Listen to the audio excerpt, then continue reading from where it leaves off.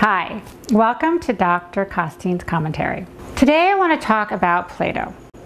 So Plato lived around 385 BC, and I know most of us have heard of him. And he's become a very important part of scholarly information, and also gave us a lot of insight into the Greek culture during the height of its time. So he also wrote a book called the Symposium.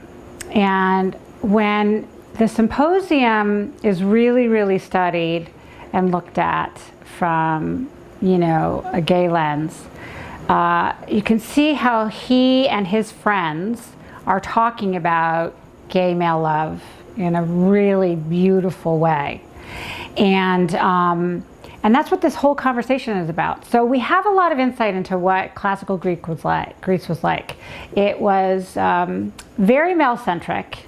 Unfortunately, it was definitely very misogynistic, so that was a problem. Women did not have a lot of rights, and we do know some things about what women were experiencing at that time, but they didn't make a lot of impact into civilization at the time because it was deeply oppressed.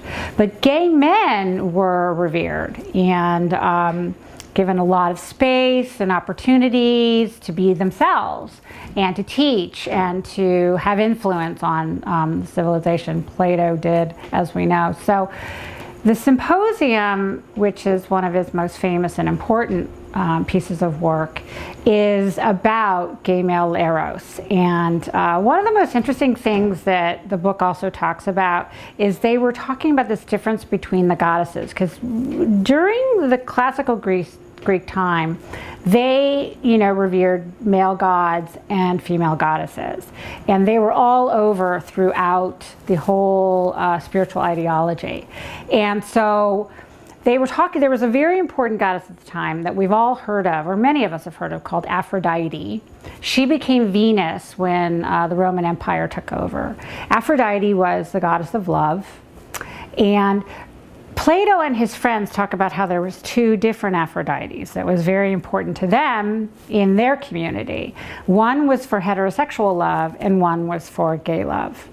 And so Aphrodite Urania was the heterosexual goddess, and she was more about fertility and literal children and wishing that and letting that happen for heterosexual couples.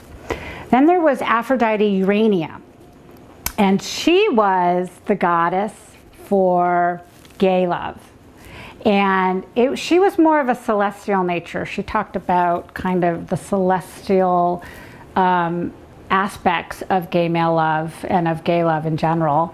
And she also was supportive of what Plato calls in this book mental children of the mind. And so at that time, it was understood, as it is today, that LGBT folks were rather talented and often contributed to civilization in a myriad of ways, in the arts and culture, in the way that we know of today, and that Plato and his friends actually would pay homage to Aphrodite Urania to help them get support so that they can continue to create mental children of the mind. And I love this idea because I think it really helps us understand a component that we have been giving to civilization for so long, and it helps fight against homophobic ideas that we're worthless and haven't contributed anything, which is, of course, the belief system at this point that has been put upon us by the dominant culture because it's not true. And another reason why I find teaching our history so important, so that we can start to learn about how much we have contributed over the years. Thank you.